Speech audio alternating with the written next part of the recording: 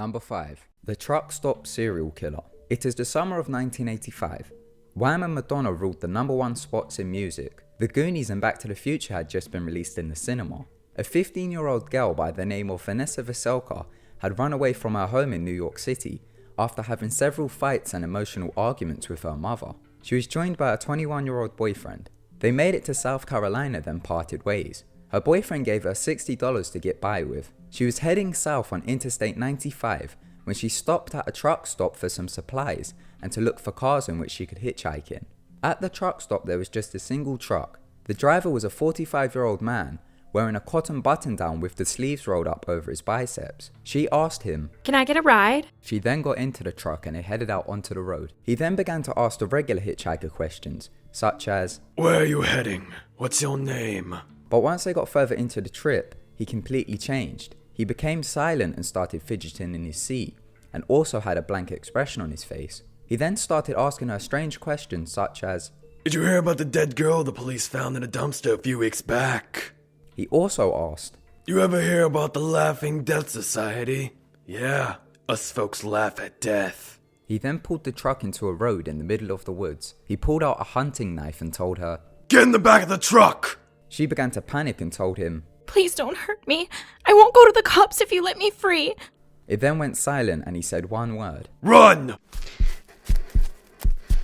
She swung the truck door open and sprinted out for dear life. She ran 100 yards without looking back. She then hid in the woods. She crouched on twigs and breathed into her shirt to muffle the sound. She stayed there until she saw his truck drive away. She was in shock and walked back to the same road the truck stop was on and started to hitchhike again. But this time she made it to her destination safely. She never went to the police and didn't tell anybody for years. The man who attempted to kill her is believed to be serial killer Robert Rhodes, who is currently serving life for murdering a 14-year-old girl in 1990. He has also recently admitted to killing 2 hitchhikers in 1990. His crimes can also be linked to a decade of rape and torture. His truck has also been linked with 50 unsolved murders.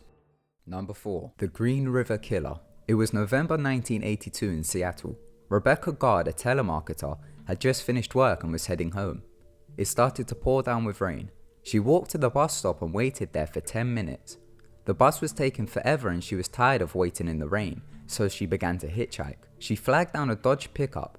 The driver was a 33-year-old man who looked very boring and dull. Once they started driving, she offered him sex for $20, as she wanted to buy drugs when she got home. He accepted the offer and at this point, she started to sense something odd about the man, so she asked to see some identification. He agreed to this and showed her it. She was at ease at this point as she thought he may have been a police officer. They parked by a trailer park, but the man suggested they go into the woods for some privacy. They drove into the woods and both got out the car. This is when the man attacked her and tried to strangle her to death from behind.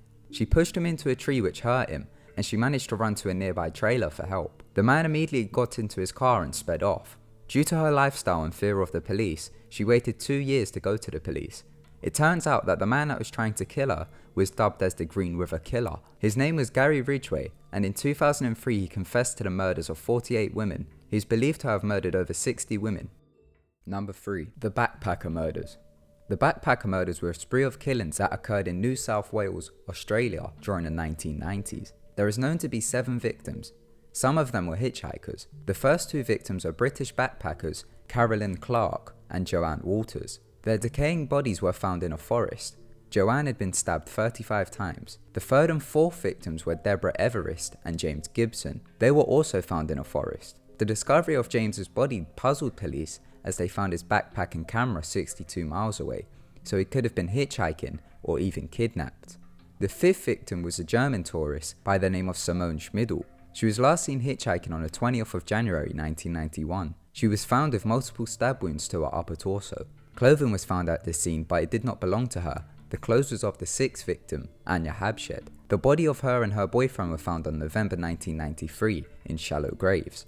They had both been shot and stabbed to death. Anya was decapitated, and despite a long search, her head was never found. Her boyfriend was shot in the head 9 times.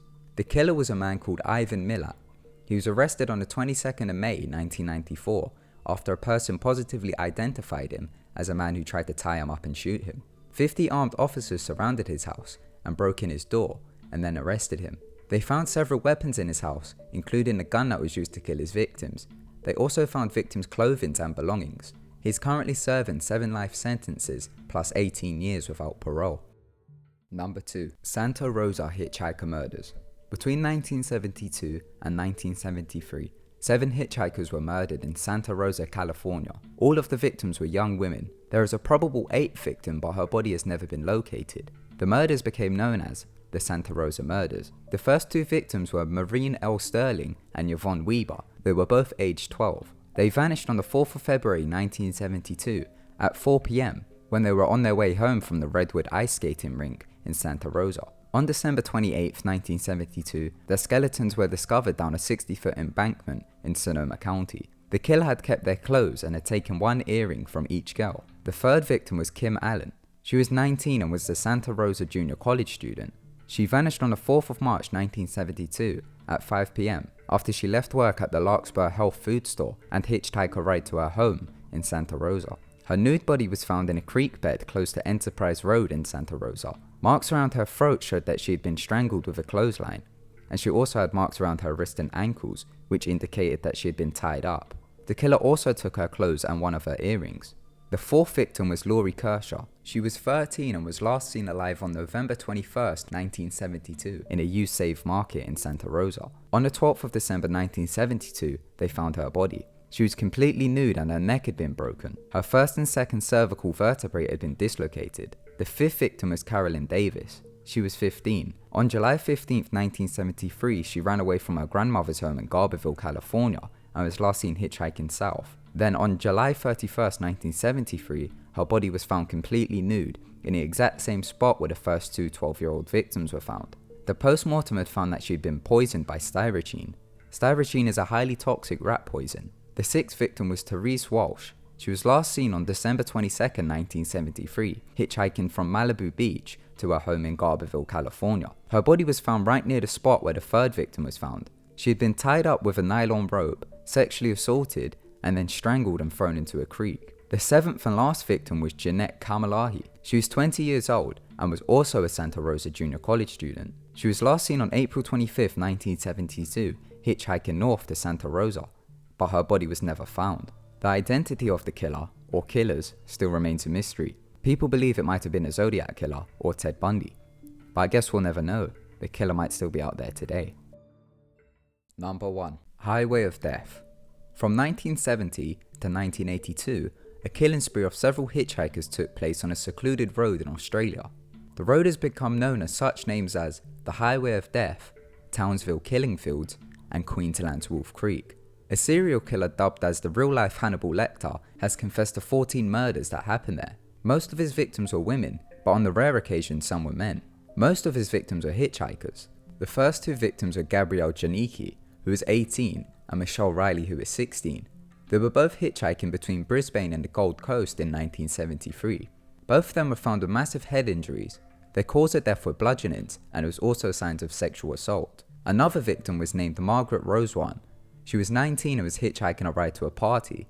The killer had ripped her denim dress off and took her underwear. He beat her so badly that he broke her jaw, and the only way she could be positively identified was by using dental records.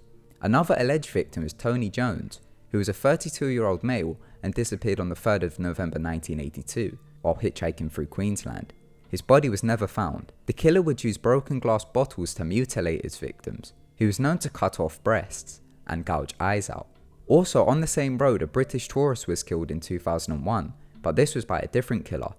The 28-year-old was shot dead, then his girlfriend was tortured until she managed to escape. Some people believe that the hitchhiker murderer is still out there today, as some of the victims' cases are unsolved and still remain open.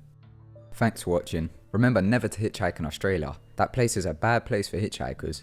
And also, remember to subscribe to keep updated with our newest videos. Goodbye.